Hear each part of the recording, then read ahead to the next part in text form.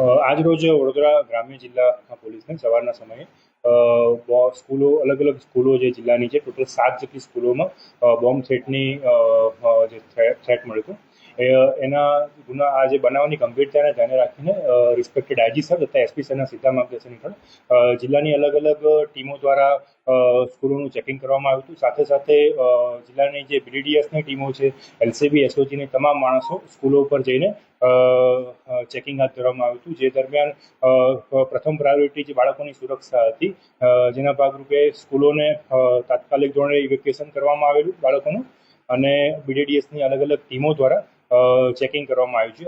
અત્યારે હાલની પરિસ્થિતિએ મોટાભાગની સ્કૂલોનું ચેકિંગ પૂર્ણ થયેલું છે, જેમાં કોઈ પણ જાતની એવી શંકાસ્પદ વસ્તુ અત્યારે સુધી અમને જણાઈ આવેલી નથી.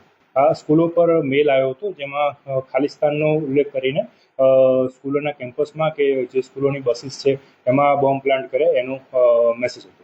નહીં, અત્યારે એ બાબતે તપાસ અમારી ચાલે છે. સાયબરની ટીમ તથા એસઓજી તથા એલસીબીની ટીમો દ્વારા આ બાબતે ઊંડાણપૂર્વક તપાસ કરવામાં આવી રહી છે.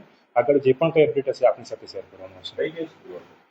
ટોટલ 7 જેટલી સ્કૂલો છે, જેમાં વડોદરા તાલુકા પોલીસ સ્ટેશનના વિસ્તારમાં નાલંદા છે, બ્રાઇટ છે, ગ્લોબલ ડિસ્કવરી છે અને ગ્રીન વેલી.